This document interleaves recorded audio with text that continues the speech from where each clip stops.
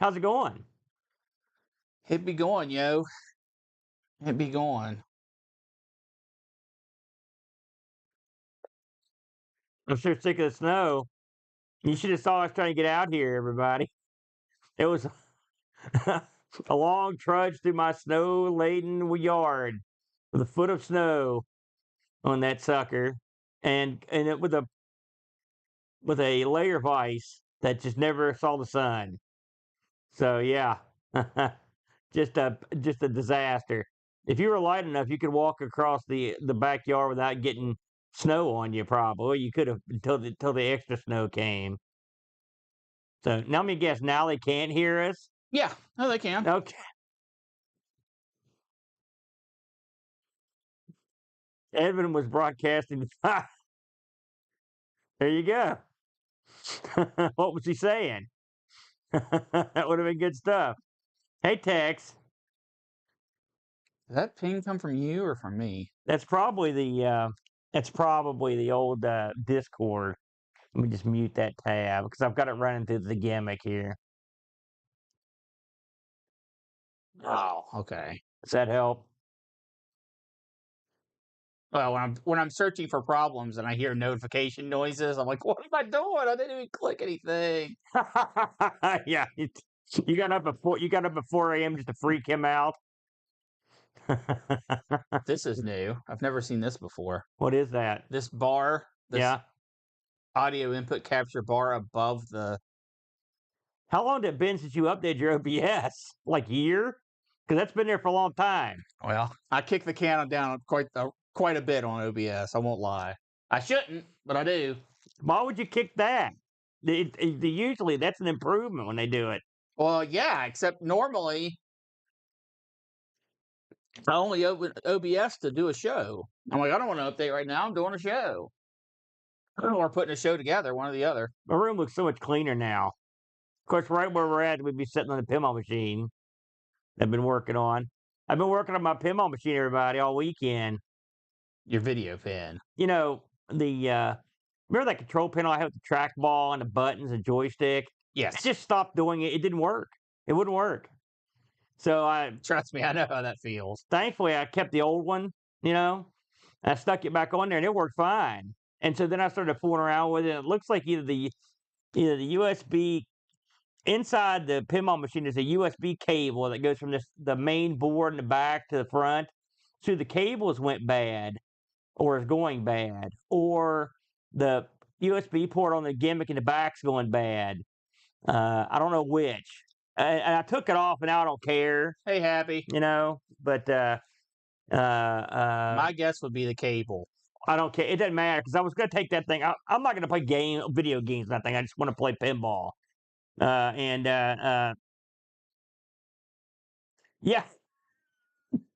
you got that right, Boat. But and then so I was like, okay. I thought it wasn't working because I had to reset the firmware. I had tables on that I'd never been able to play ever because they required the latest firmware, and I could never get my firmware to update ever. So I spent all day yesterday trying to update the firmware. Factory restore, try to update the firmware. And it would work, it'd reboot, and then it would hang. Factory restore. So finally I read somewhere the guy said, like, man, I did mine. I just let it set for like 7 hours overnight, and then it just woke up the next day and it worked. And I was like, okay, I'll try that. So I let it set through like 2 ball games, and it did nothing. So then I got mad. So I factory reset it again, downloaded it again. I thought I'm going to do every different thing I could think of to get this to work. So like, anyway, I did it, and then it does its own thing, And yes, that's ultimately the plan. And so, no, Boat, I got it. So what happened was, it's updating. So anyway,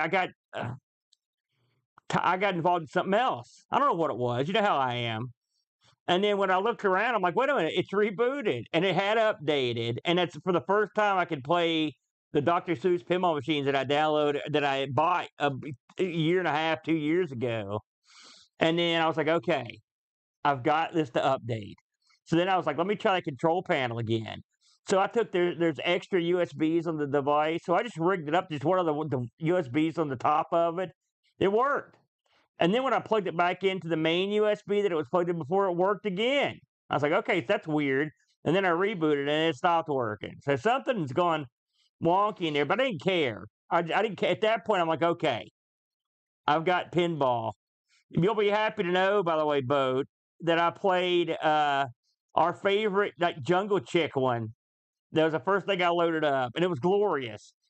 And the haptics on the old control panel I like better than the ones on the new panel too. So plus the problem with having all that stuff on the control panel is like it just de-pinballed it a little bit. When I bought that, it was on sale. I thought this will be fun, and all my stuff still works, but I ditched it. I'm not gonna put it back. So today it was to Operation install the thing in the back to let me break out the video signal so I could put the computer on there. And so I got a computer rigged up all the cabling, hooked it all up, booted up the computer because our good buddy Brock sent me a hard drive that was already ready to go. Put it in the computer, I loaded it up, and it worked. It came right up on the screen, except I looked, it was like my desktop. I was like, with all my stuff on it, my big picture of me. I'm like, what is going on here? This is not Brock's hard drive. So I'm looking like a maniac trying to find this hard drive. And it turns out it was the right hard drive, but I'd forgotten to take out the SSD gimmick that was, the thing that hooks to the board. So I took that out. And then booted up the Windows, and then Windows needed to 1,000 updates, and then I was good to go. Yep. No, it wasn't that one. Both that's in my Wii. That's exactly where that's at. Man, your memory, Boat, is scary to me. Whoa, he smokes. It's Amiga Bill. What's going on, everybody? Boat, weren't you just on Amiga Bill? They must have been rolling on. Yeah. What's up, Steve? Welcome in, Raiders. Oh, here. What's up, Upshift? It's good to see you guys. We're getting ready to fire it up. Thank you, Bill. All right, Aaron, you ready to get into it? We're going to go right now. It's Our Sinclair, all you Amiga people. Look, it's the 128 Specky right here. Come on, it'll be fun. Fire it up. I'm ready. All right. For those that don't know, screen's going to go black for a second. We're going to run the intro, and we're going to get going. Hopefully. See you in a moment.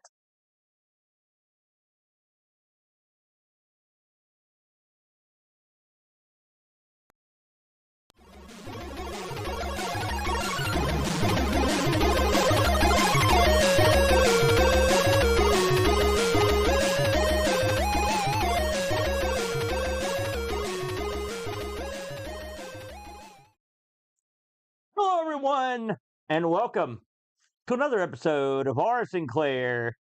It's the quirky, wacky look at the European stalwart computer, the ZX Spectrum, from a couple hapless hill types here in West Virginia.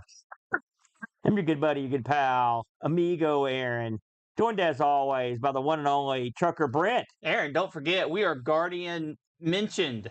Oh, no, I think approved would probably be a bit too far. Oh, you're right. We haven't talked about that. Yeah, we have. On this show, we talked about we that. have, but I wanted to mention it again. Yeah, Guardian approved, brother. We're not approved. We're Guardian mentioned. Well, that means we have their approval, as far as I'm concerned. That's all it takes anymore. It's good to be back on Our Sinclair, the brand.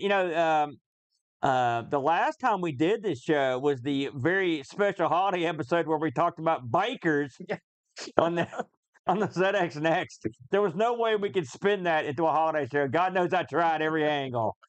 But this week, the brand, we're back. We're back in the New York groove. In fact, we're talking about this bad boy here, the 128K Specky. The big boy Spectrum. This isn't the ZX Next title we're going to be talking about this week. We're talking about tiny dungeons. Oh, it's a tiny dungeon. Yeah, it's very nice. Dungeon for money. Yeah. But before we get too deep into the woods or deep into the dungeon, as it were, these roguelike games. This is another one, and you love. Is it? Well, I mean, that's how it's built, right? It's not though. These sorts of simple dungeon crawling games. They've been around. Obviously, for God's sakes, I looked at one on the Plato with you on ARG Presents, Yep. which predates pretty much everything. Including me. Yep. Oh, yeah, me too. No. Shut up. It predates me. So we've had a few of these things come down the pike. We've played these little dungeon crawler games and everything from the Plato all up to the VIC-20. Of course, obviously the Amiga, the Atari. We played them all. Is there this game of this genre, the top down sort of dungeon genre? It can even be an action game. I mean, well, in that case, Baldur's Gate 3, but I guess that's cheating. That is cheating. Yes, I'm talking more in the retro vein. This was never really my sort of thing. The tile based dungeon movement. Now, when you're talking about I'm like talking about anything that involves you running through a dungeon and fighting like stuff. Bard's Tale and stuff. I'm talking Cat Ash. I'm talking Venture. I'm talking Rogue. I'm talking anything like that. Do you have a thought, or what about the D&D games on the Intellivision? Throw those in. I mean, now you're going down a whole different path. I'm just grouping them all together. Yeah. Boy, that is a very wide spectrum of games. Yeah, ranging from the incredibly great to the horribly bad. Yeah. It's funny. Ever since, I mean, I guess D&D really popularized the gaming part of dungeon crawling. Yeah. You can take the D&D license or the framework, the monsters, the magic, that kind of stuff, and you can really go to town, or you can get it shovelware it right out the door. And in both cases, you're going to have an audience, because a lot of D&D heads are just hungry for the genre, and especially back when you're talking NES and before, where yeah, the representation was there, but it wasn't nearly as broad as it is now. Yeah. But I mean, the Dungeon and Dragon arcade games are great. If you think about the Dungeons and Dragons, let's skip a beat here. Talk about how valuable the Dungeons and Dragons license and its spin-off licensing or rip-offs Right. have been to gaming throughout history. I mean, if you think about it, we're talking about stuff from the Plato and the NASCOM and stuff way back. Even stuff we played stuff on like the TRS-80 Model 10 or whatever, Model 100, all the way forward to just in this past week, the newest Stern pinball machine's been announced. What is it? It's Dungeons and Dragons. Yeah. It's back for more.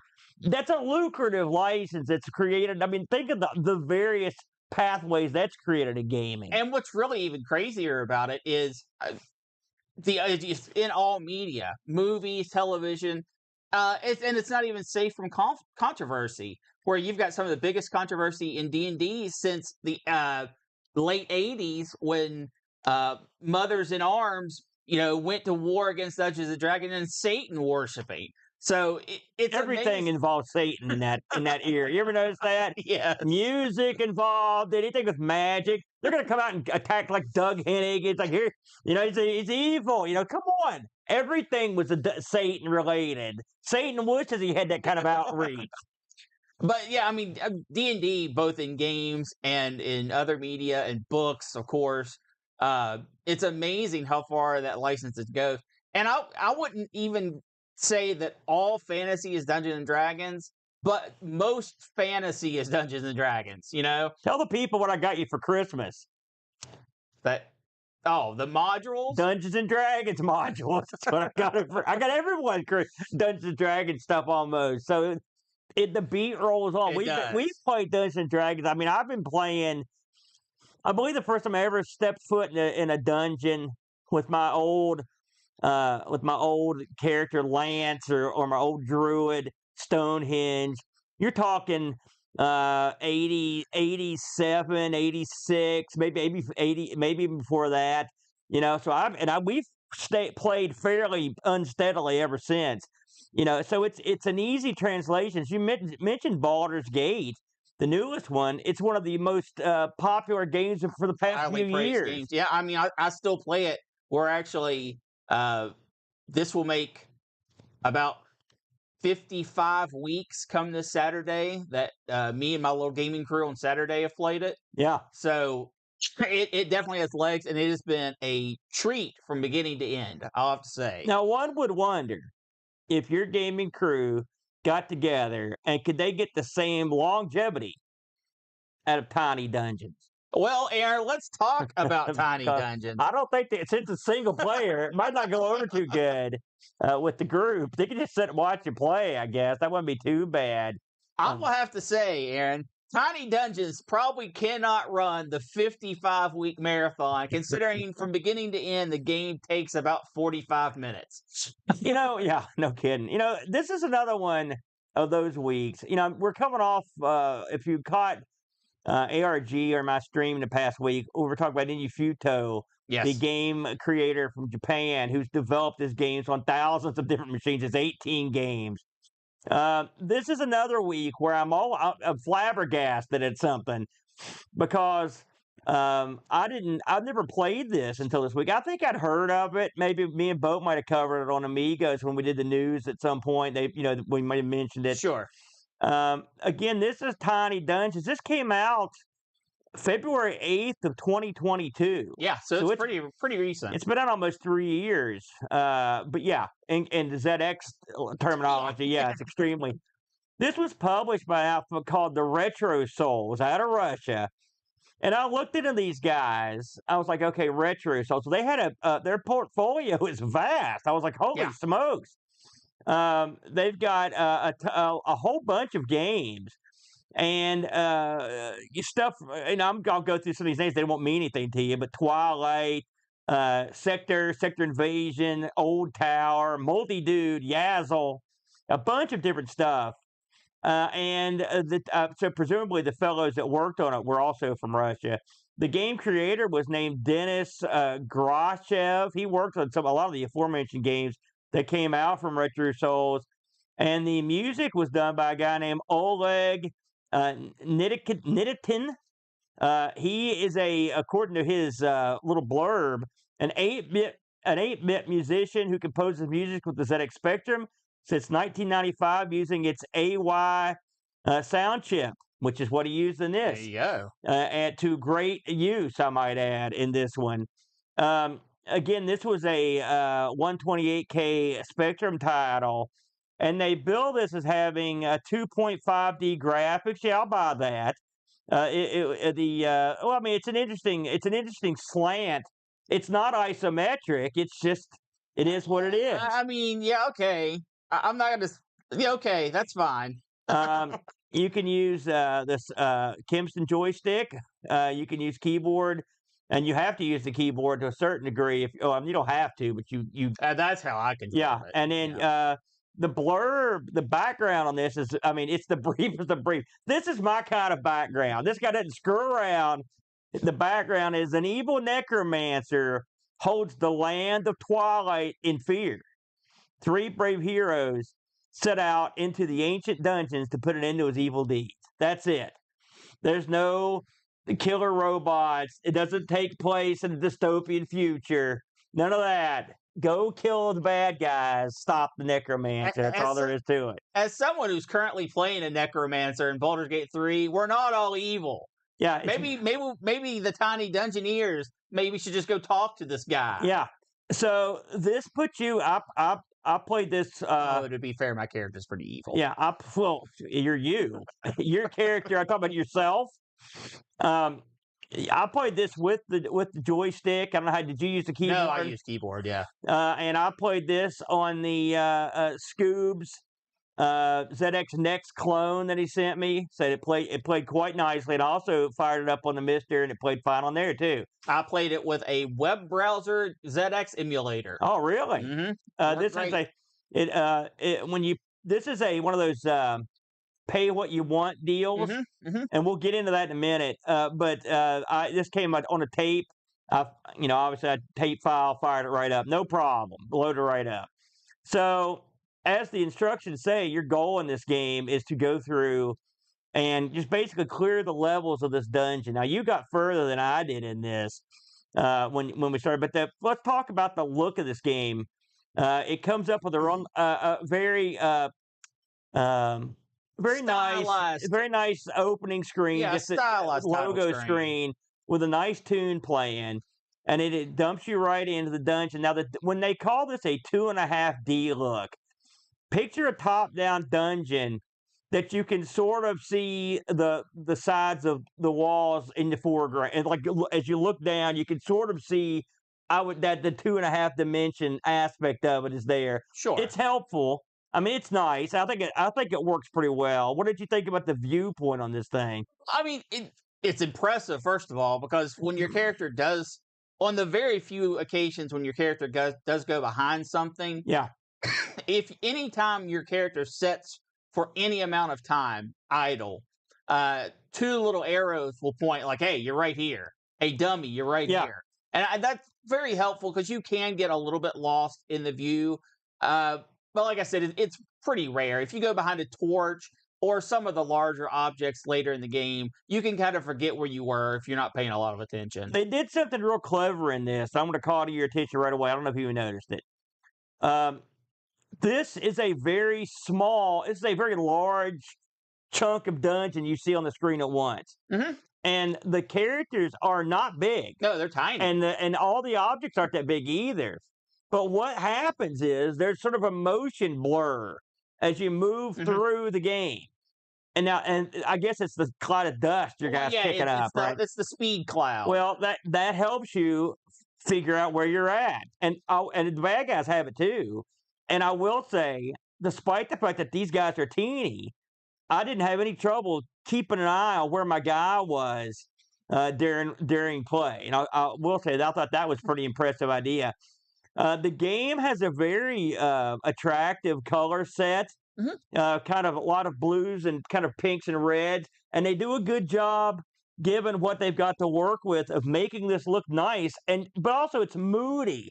Just off the screen, you'll see some very blacks and some dark blues that sort of make that you assume is the walls of a cavern or caves or castle or whatever, and it looks quite nice. It gives you the illusion that you're in a dungeon. Well, it takes what the ZX has and uses it to its greatest advantage Yeah, because the floors are always your dark blue. Your walls, well, mostly always your dark blue. Your walls are always your reds. That leaves whites and yellows and greens to represent your enemies. yeah. So you're never like, man, is that an enemy? I can't tell. Uh, you always know if it's blue, it's your ground. If it's red, it's the walls, and everything else has that color scheme that they can do a lot with. Uh, Different powers of enemies, like your big boss people, even have that rainbow going through the color effects that are Yeah. pretty neat.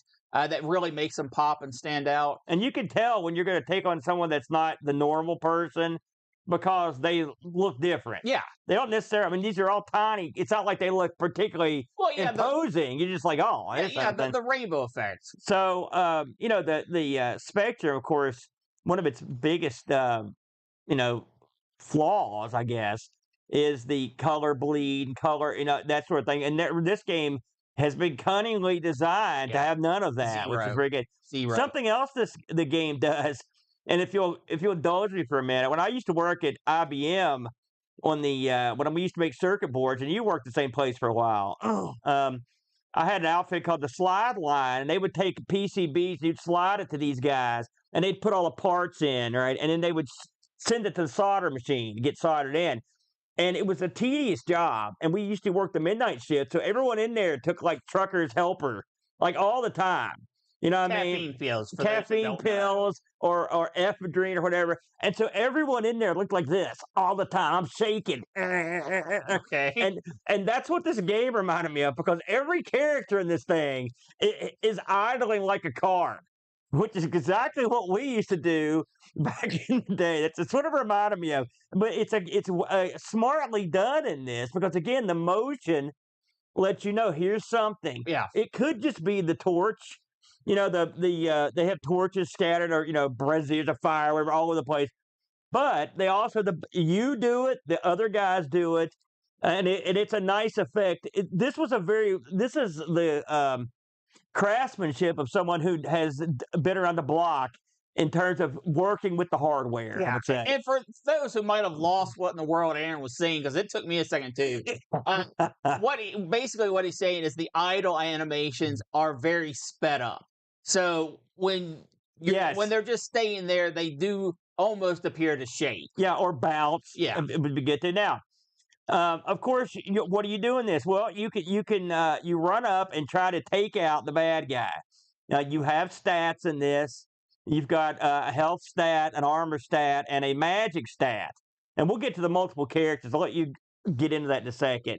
The stats are exactly what you think they are, and they do vary between the characters, which we'll get into. So when you play this with the joystick, I thought this was quite clever. What you can do is, if for example, I'm playing the fighter type class. When you run into the other guy, you just go at it. You don't have to hit a button or do anything. You just run into him, and then Gauntlet style, and then things will happen. Well, even Gauntlet, you had to swing stuff. No, Gauntlet style. Oh yeah. So and then the combat, you run into him a couple of times, or he'll run into you, and then the combat will go down, and that'll be it. You'll see it all happens in real time.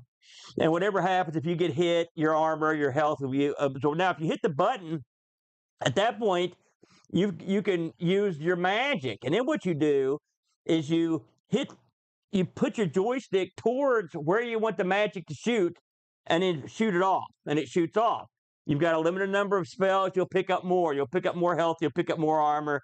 They're spread along many chests throughout these various dungeons. What did you think about this as the core element of the gameplay? Well, that's not the core element of the game. You don't think so? No. The combat's not? The core element of the gameplay is your enemies only move when you move. And sometimes the lesser enemies, you might get 3 movements to their 1. Or 2 movements to their 1. And that is how you go from just randomly running into things like an idiot, and it becomes a game. Because if you move in a way that the monster only ends up right beside you when they move, you can attack them without taking any damage. So there are angles you can take. I doubt I did it as. That's the game. Well, I mean, not for me. It was. Did you win? I did pretty good. Did you win? I didn't beat the entire game, but I did pretty good. So, like I was saying, that's how you play the game. And this is a tried and true gameplay loop. Some characters have range. Some characters will summon other monsters, and they're all bound by the same thing. You and your party moves in a grid, and up, down, left, right, square grid, and all the opponents follow that exact same thing. So you can strategize how you want to go about this. Something we need to talk about with the 3 characters. Yeah. There's only one character on the screen at any one time. And so you can't split the party. Everyone's right there. And only one is active at a time. When you choose a different character, that character just becomes the active character that point you're using their magic, their armor, and their health. Yeah. And the reason why this is important is your fighter has a ton of health, has a ton of armor that he can pick up. Armor and health, the exact same thing, except armor goes away first. Yeah. But it being 2 different pools is very important because of pickups. Your middle guy, which I'm guessing they're trying to make out as be like a rogue. That's what I thought, yeah. Is the medium guy. I used him the least. Average across the board. Yeah. And then your wizard, of course, lowest amount of health, lowest amount of armor, but his spells do the most damage. And he can get the most. He can can pick up and potions are just spells. Just think of potions as spell points. Every time you use a spell, you lose 1. Every time you get a potion, you gain 2 spell uses. And that's the game. Yeah. And there's probably 10 different enemies throughout the entire game. 1 boss character. There are a couple of boss chambers. Yeah. And it's the old Final Fight thing. Boss today, minion tomorrow. So you'll see some of the bosses several times, except, of course, for the absolute head honcho guy. He's a one and done because he's crazy powerful. So, I'm assuming, since you said that you did this and you did fine, if you don't count out your steps, you can just run in there and smack against things, pick up your health, pick up your armor, keep on rolling. That's the Aaron way. And play the game and have fun. That's the way I did it. Or you can actually slow down a little bit, strategize, because there are a lot of enemies. And there are some enemies that you're going to hit. When you go up against them, you're going to take damage. They have range attacks. Did you ever fight anything with a ranged attack? Yes. Once you start getting into the people with the ranged attacks, you really have to think about how you're going to move and go. It was quite startling when that happened, by the way. I was not expecting it. Yeah, you shoot a fireball and then they shoot one right back at you. Yeah. And you're like, wow, that hurt a lot. We should mention that we mentioned the 3 characters. They're actually pictured on the bottom left side of the screen, along with their keyboard counterpart, their Z, X, and C. I don't know what you're doing, but but thank you. So when you click, for example, if I touched X, then the middle guy would show up. If I touch C, then the wizard would show up. If I touch Z, yeah, they get it, Aaron. Yeah, and then the fighter would show up. Well, I mean, saying that, what did you think about the having to, like, of course, you played this with the keyboard, so I'll just answer my own question. What did I think about having to reach over and touch the keyboard to switch guys? It's okay. And I will say, I like the fact that they actually used the real estate in the bottom left-hand corner to show you which guy was which. Yeah. Something else, don't get any of the guys killed. Then you're done. They all must survive. That's the way it works. But it is handy. If you're, like, I'll tell you, for example, the range guys, like, I tried to conserve my magic as much as I could. But when I saw that, it was like crank up the wizard who's got because his stuff shoots a good ways.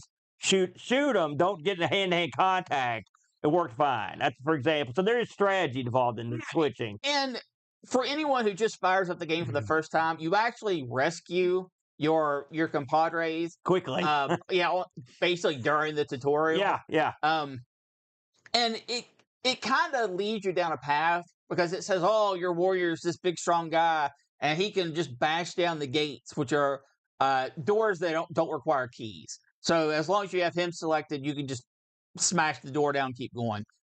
I thought at that point, each character was going to have their own little special thing. Yeah. Not the case, at least as far as I could tell. Well, I mean, they aside from their stats, the biggest difference between the wizard and the fighter, it's an expanse there in terms of the capability magically. I will say that. Sure, absolutely. And toughness. So, but I didn't really use that. Like I said, the middle guy, that was my guy. If I brought in the rogue or whatever, it meant my fighter, my wizard have gotten creamed. I'm like, oh crap, and so it's neat to have a third guy. But yeah, that would have been kind of neat to have some there weren't any locked chests in here that I remember. No. But I mean, it would have been cool. You could have had a guy pick the lock or whatever. There were some chests that were empty. Yeah, it would have been nice if maybe he would have had a higher roll. If a chest was going to be empty or not, that would have been kind of neat. But as far as I can tell, that was never expressed anywhere. Yeah. The only person who it mentioned to have a special ability was the warrior. You ran through the whole game, so you would have came across it. I did beat this, and like I said, it took about 45 minutes. I did beat it on my first 3 playthrough. Yeah. I am used to these games, but this is a very simplified version of one of these games. You never get to a point where a bad guy has more movement or actions than you do, which is usually how they really ramp up the difficulty in these type of games. That never happens. So the hardest room for me was actually not the very last boss, even though it worked the exact same way as the very last boss. Yeah. And just to spoil a little bit of this, the very last necromancer, of course, is surrounded by other necromancers. And the special move of the necromancer is to raise skeletons. So many. When you are fighting the fight, there are 24 little mobs on the screen chasing you around. Yeah. The reason why I didn't have a problem with the necromancer, though, is the title of the board was like Necromancer's Chamber. So I went in very diligently and very prepared. On the level before that, though, you had to fight 3 necromancers. And it was the first time they popped up in the dungeon, so I just ran in and started doing my thing, and I was surrounded, and I almost died in that room. So the game plays a few little tricks, but once you pick up on what the tricks are, it's a pretty easy game to get through. So we talked about the visuals and we talked about the gameplay. I want to talk about, and we vaguely mentioned it. We want to talk about the tunes in this, which I think are you don't go into a Spectrum game thinking to yourself that's some toe tapping action. Yeah. But this was some good stuff. They're real nice tunes to go along with the gameplay in this. It worked real well in the game. The sound effects and all they all blend together quite nicely. Again, this was music was done by Oleg Nikitin. And he did. I'm sorry, Oleg, if I butchered that, but he did good work here. And graphically, this is strong. Listen, I thought about this quite a bit this week as I was playing this because I thought to myself, how would this have gotten over back in the day? Well, it would have gotten over strong with one caveat, which would the people would have been blown away, except for the links. Yeah, way too short. And the fact that people, if Brent blew through this in 45 minutes, and you can imagine what these insanos from the early 80s would have done to this game. Well, this is, I would consider this a puzzler before I would consider it an action adventure. You might disagree, I do. and that's fine. But there is 6 levels if you count the tutorial as a level. Yeah. And really the last level is just a boss fight. And there was only one stage that sorta pretends to be a maze. It has a lot of teleporters. Yeah. All the stages you have to kill everyone in it before I'll let you advance. That's a little annoying. Really? I'm pretty sure I got through. Because one thing said kill all the enemies, but the one before it, after that point, you have to kill all the enemies. Yeah, but I mean, so there's at least one where you don't have to kill everybody. I remember running through them. Yeah. And that's fine. That's kind of an artificial way to elongate your game. It was fine because the game didn't overstay its welcome. For me, I actually, when I beat the game, I was still hungry for a little bit more. Yeah. I would have liked to have seen a little bit more, but I would rather them end the game a little bit early, make you a little bit hungry, rather than drag on. If this was a 4-hour-long game, I wouldn't have liked it. Yeah. Because you get where you're going fast enough that you are fulfilled by the time the game's over. I will say, this is a clear winner. Oh, yeah. A clear winner. This is one of the best games we played on the ZX for a while. In terms of this, especially more of an action-oriented game. I mean, this one's good, and I noticed that the guys, the guys from Retro Souls will make sequels and whatnot, and I would love to see. In fact, here we are. It's 2022, and we're playing the study, so maybe there's already something out there I haven't heard about. When I looked, I didn't see anything. But this one right here is right and the thing is, there's plenty of fruit left on the tree, brother. Low-hanging fruit to make this thing even better. Boy, this would be a fun game with multiplayer. Have 2 people playing. That'd be fun. You could probably pull it off, given what they've got there. This would be a game where they could flesh out the characters a little bit. Hey, I'm just saying. We talked about some stuff they could do, just the tiniest bit, but basically more is good. Get us some more of this. That would be fine. You've got the bones here. It's an excellent game. Don't get me wrong. It's not like it's over in 1 second. But I would love to see a longer game. That's one thing for sure. Well, how many do you know about how many rounds you ran through it without winning? I got to the 4th dungeon. Okay. 4th dungeon. So I want to mention that according to the little blurb I saw, this was nominated in 4 categories in the 2022 Sinclair, the Planeta Sinclair Awards, which is some sort of I think it's some sort of contest over in Russia. Don't hold me to that, but I think that's where I heard about that before. I looked for. There's not a lot of review action on this, but it was pretty positively received when it came out, as you can imagine. But thankfully, we got some review action from our people in the Discord here, Brent, if you'll indulge me. Absolutely. We'll start off with our good friend Pajaka, who types in. He said, had this launched on the 128K had this launched on the 128K back in the day. I genuinely think this would have been a system seller. It's not even my kind of game, but I really enjoy playing it. It works really well with the limitations of the Spectrum. Despite being a handful of pixels and limited animation frames, all of the game sprites and tiles are just crammed with life and lots of death. And likewise, the audio, while limited, doesn't get tiring. And again, a handful of limited assets are put to good use. Yeah. Tiny Dungeons has basic controls. You can really pick the game up quickly. Being good at it, though, is another thing entirely. I only made it about 5 dungeons in before the game removed my butt, placed it on a silver platter, and handed it to me, and I was thankful for it. I only gave up this evening because I genuinely needed to put it down and get on with grown-up stuff.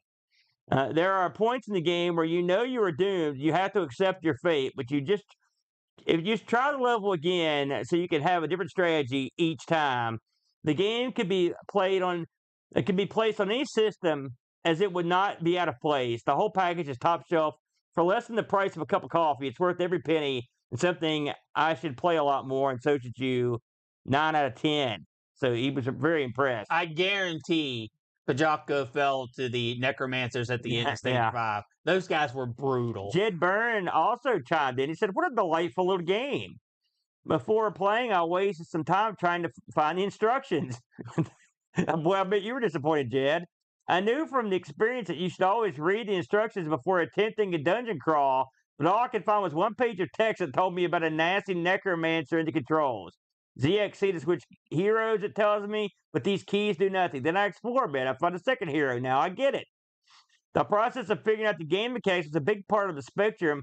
Gaming, for those of us who are big fans of the C90 compilations, and this game captures it wonderfully. The excellent presentation helps because it wants me to keep exploring to find out more about both the dungeon and the game mechanics.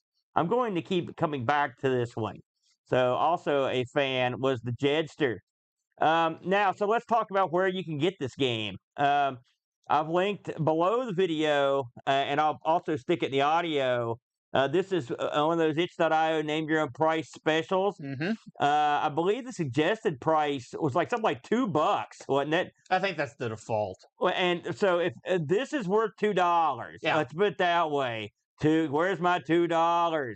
It's right there. You should give these people $2 at least for this one. I think that's a more than fair. And here's the thing. You can download it for nothing. Yeah. Go download it. If it's not your thing, okay, don't give them $2. But at least try it out. Aaron played it as an action adventure. I played it as an action puzzler. That tells you, that's going to encompass a lot of people. The funny thing is, it never occurred to me to play it any other way. I believe that. I play everything the same way, just blindly staggering in like an idiot. That's the way I like to do it, the Brent. But I really, this is when, you play a game, and you're like, you got to come back to that one. You're like, oh, sure, maybe. I mean, this is when you can play, you load it up like that and get you some in and have a good time doing it. It plays great. I don't know if these guys have ported these anywhere, but this is one that you would have trouble, despite what Bajaka said. I can see this not being portable because it's so. The Spectrum is ingrained in this. Everything about this is custom made to work on the Spectrum. It's custom. This thing was custom made by someone who knows about games on the Spectrum. He knows how they should look. He knows how they should play, and he knows how they should sound. And he does all those things at a high level. And really, this plays above the Spectrum's normal quality. Oh, I don't know about that. No, what does that mean? Removing the color clash, having that's the genius part of it. Having such amazing sound effects and music. I'm not talking about gameplay at all. Graphics, I think this is certainly top tier for the Spectrum. Of course, it's on the 128, so that you can't really compare it to some of the other systems. Something happened, and we see this a lot now. Probably in the late 2019 time, right before the 2020, maybe that year, maybe a little bit earlier. People, when they made these homebrew games, they really, at this point, they had fully grasped what these systems are capable of. And look at what we just think of some of the more modern stuff that we've tried. What was that game you loved? Seraphenia. Seraphenia was another one. It was unbelievably impressive. given what you could do with it. So, I mean, and then the Amstrad stuff we play, it's another thing where they've really raised their game. So we're living in the good times now for these modern games that really, if you compare these to the previous 20 years or whatever, you've got to put them near the top when it comes to the fun factor. Yeah. And they really, in my opinion, they really eke all the power that the 128 had and put it on display. I agree. So I think we can close the book on that one. A real winner. Let's hope we get this lucky the next time out, the Brent. We'll be back on Our Sinclair Sunday, February 16th will be the tape date. And the game we're going to be playing, Brent, is called Dark Scepter. Ooh. Dark Scepter. So if you have heard of that one, that's one to give a whirl. I think I have. You have? Well, that stuns me. I'll have to go. I bet. Yeah, I think I have. I think I've seen this being played. Very good. Very good. So now let's talk about what's on tap for next week, the Brent. For real this time. For real this time. So in case we've had a massive ice storm come through here, and it's still an icy death hole out there. It's like Hoth. I think I saw a walker going by.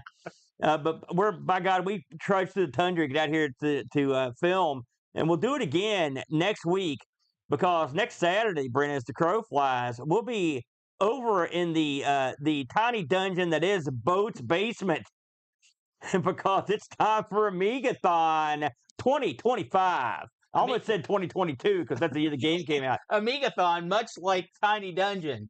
With time only moves when we move. Well, yeah, it's 2025 Amigathon, Brent, where we're going to be running 12 hours to make money for the Children's Miracle Network. It all goes down Saturday, January 18th. Boy, I wish it was September. Saturday, January 18th, 8 a.m. Eastern Standard Time. And we're running this sucker 12 big hours to 8 p.m. Eastern Standard Time. All Amiga, all the time to raise money for the Children's Miracle Network. Now, we'd love for you to stop by and hang out with us during the day.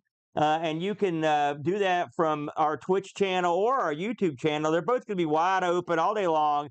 But let's say you're going to be out of town, something like that. You just want to throw some money at this, for the kids.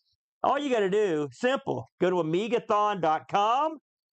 You can donate there. We never touch any of this money. No, unlike some organizations. No. It never even crosses our desk. Yeah, we don't have to work. It's taken care of.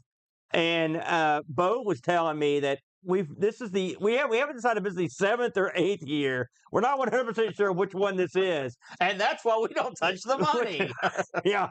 But whatever year it is, Bo said with the listeners and the viewers' help over the years, we've raised over $30,000 US, which is amazing. That's pretty good. It's amazing for the kids. And real quick, Aaron, we have already had some donations this year. Yeah. Shartay, Christopher Bailey, Tapes, Frag Lord, and SE Michigan Vintage Computer Club. Thank you to all those people that have already donated. We're already going to be starting out Saturday at a minimum of $220 in the kitty. And I will say, added bonus, you may have heard of an outfit called RetroRewind.ca. Our good buddy Frank up and his crew up in the Great White North. They will be matching the first $1,000 that is donated to Amigathon, Brent. So that means when we raise $1,000, we got $2,000 like that. So that means anything you donate right now, you're getting double your money. Not too bad. Yeah. So it's a good time to get in there and throw some money down for the kids. And one more thing. I say this every year because it's true. Some people don't have it to give. Yep. Some people are hard up. I've been there, brother. Absolutely. If don't feel bad, please hang out with us. Yes. Just spread the word a little bit. You know what I'm saying? And then that's all you need to do. It is what it is. We're in West Virginia. We know how it is. Yeah. Right. So, but anyway. Aaron didn't even have shoes on. That's right. Or pants. But anyway, it's been a very disturbing show. It's all going down. Remember how they vibrate? Remember that part? It's all going down next Saturday, 8 a.m., Saturday, January 18th. I think that's all we got. Anything you want to add, Chuck or Brent, before we take this thing to the hizzy? Nope. Bam. We'll see you guys next time around. And please remember to insert tape. And press play. Bam!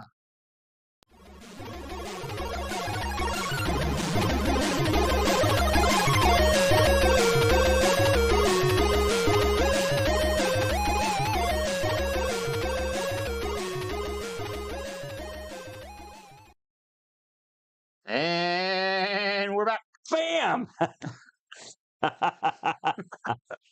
And now the anointing of the Brent with the Spectrum. Bonk! You hear music now, sucker? Bonk! Bo, do you remember when we loaded up this bad boy and played games that one night? That was fun. Oh, they can't hear you. We didn't do. No, I'm just kidding. They can't.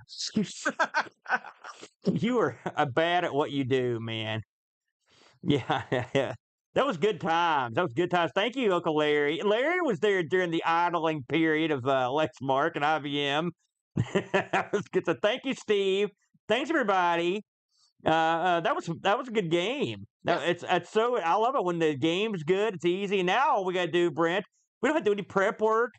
We just leave it in Boat's capable hands. And I know he's already got the lion's share cooked for. Oh yeah, there you go, Boat. I'm just gonna put mine up in the loft. That's what I got to do. Edmund Helens, good to see you. Go to bed, sir. Good move. Wise decision. I think we got through that one pretty quick. Is it 7 o'clock yet? No, not even 7. So I call that a win.